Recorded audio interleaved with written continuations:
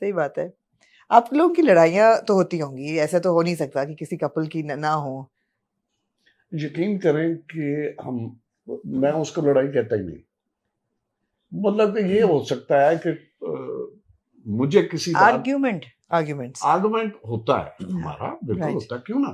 तो मैं बड़ा एनविजन कर रही हूँ, पता नहीं किस इंटेलेक्चुअल लेवल पे आप लोगों की आर्गुमेंट होती होगी। सीधा आर्गुमेंट ये क्यों किया और ये क्यों किया वाली बात, ये इसलिए था और ये इसलिए था। तो कोई ऐसी कोई देखें, अगर आपका रिश्ता जो है इन चीजों को अब्सॉर्ब नहीं कर पाता तो वो रिश्ता है नहीं। फिर ये छोटी मोटी जो चीजें होती हैं, आर्गुमेंट हो गया, इख्लाफ हो गया, तो ये अब्सॉर्ब करना चाहिए ना उसको, मगर इतनी ज्यादा नहीं, बहुत कम। लेकिन ये थोड़ी है कि हम हर 2 घंटे के बाद आर्गुमेंट हो रहे हैं, ये तो नहीं है भाई। बहुत कम। इतना भी मेरा इश्क नहीं है आर्गुमेंट के साथ। और वैसे भी पाकिस्तान में और 70,000 लोग हैं जिनके साथ आप आर्गुमेंट कर सकते हैं। बिल्कुल सही है, बिल्कुल सही। ठीक है, जहाँ पे जायज भी है, यहाँ पे तो जायज ही नहीं है। नहीं है जायज, नहीं, क्यों?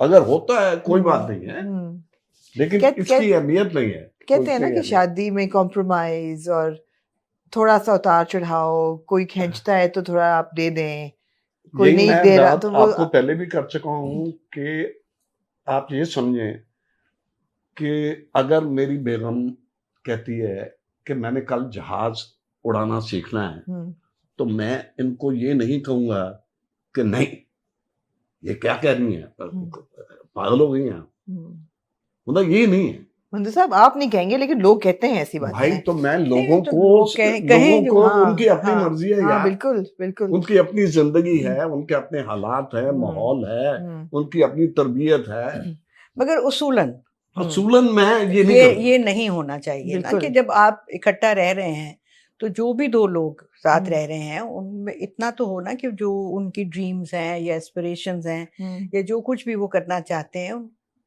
वो फ्रीली कर सके। राइट।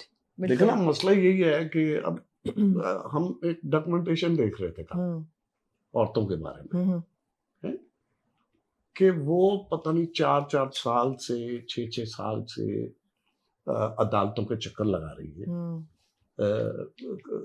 वो बंदा तलाक ही नहीं दे पा रही। बिल्कुल, बहुत बुरा हाल, तलाक ही नहीं दे पा रही, बहुत बुरा हाल है जी। और अगर वो तलाक ले भी लेती हैं 6 साल के बाद या 5 साल के बाद, तो उसके बाद जो मुआशरा उनके साथ बर्ताव करता है जी, वो उससे भी खौफनाक है जी। ठीक है, तो मैं ये समझता हूँ कि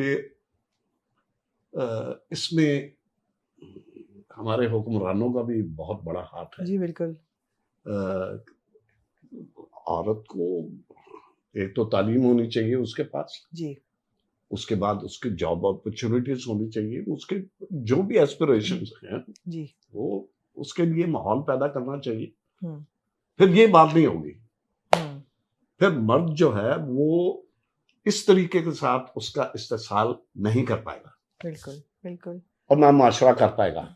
अगर वो औरत अपना कमा रही है, अपने पाँव पे खड़ी है, अपनी सलाहियत है उसके अंदर सलाहियतें नहीं है ना, बड़ा बड़ा काम किया औरतों ने।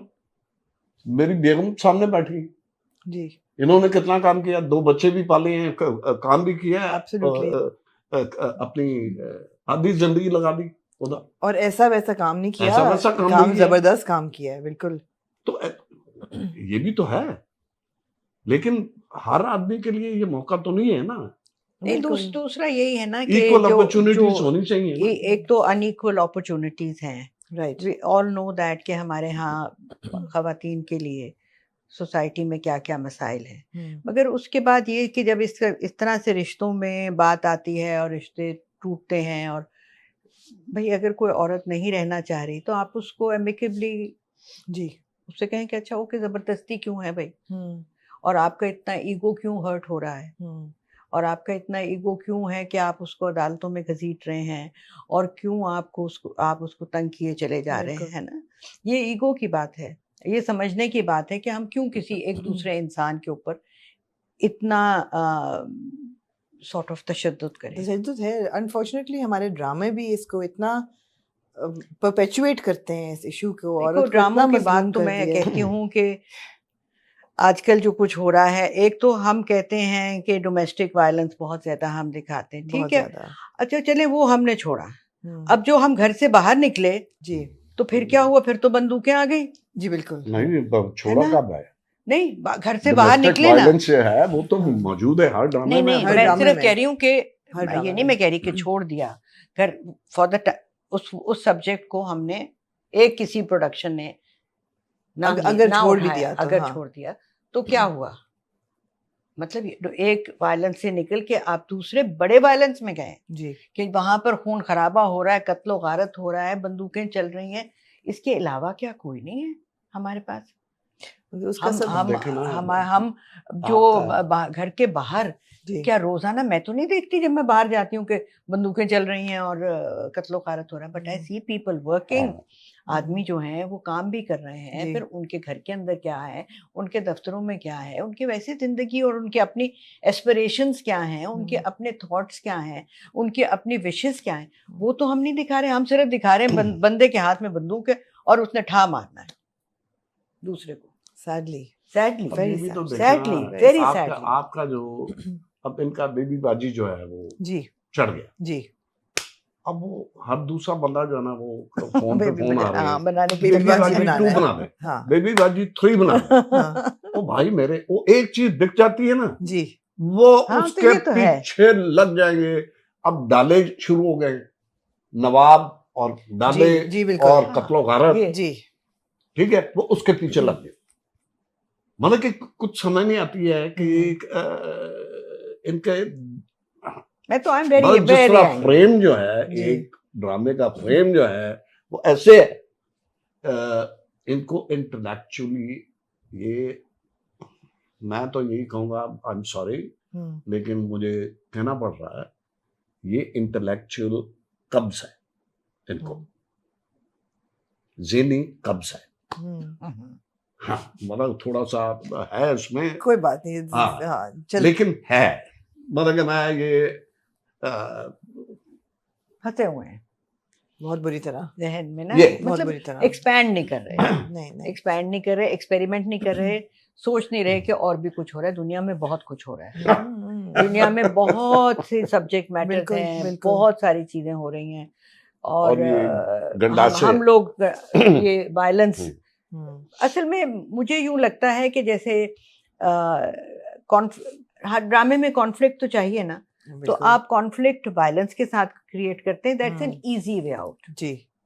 अगर आप कॉन्फ्लिक्ट और तरीके से करते हैं, सेल्फ का कॉन्फ्लिक्ट है, आपके अंदर क्या हो रहा है या आपके सोसाइटी के साथ आपका कॉन्फ्लिक्ट चल रहा है, वो मुश्किल हो जाता है, उसमें बहुत सारे लेयर्स आती हैं, जरा मुश्किल से लिखा जाता है। ये जो है करना भी आसान है, बंदूक उठाई ठा मार दिया। एब्सोल्युटली मंजर साहब की जितनी हैं फिल्में हैं या ड्रामे हैं, आपका फेवरेट कौन सा है? सब नहीं, कोई एक। I like to see him on screen and in real life, of course, evidently. नहीं, but नहीं, मुझे बहुत अच्छे लगते हैं स्क्रीन के ऊपर। लेकिन कोई एक स्टैंड आउट फेवरेट आपका है कि भाई ये मैं बताऊं, जब मैंने पहली दफा देखा था ना इन्हें बोल में, तो मैं बड़ी हैरान हुई थी। मैंने कहा ये कौन शख्स है,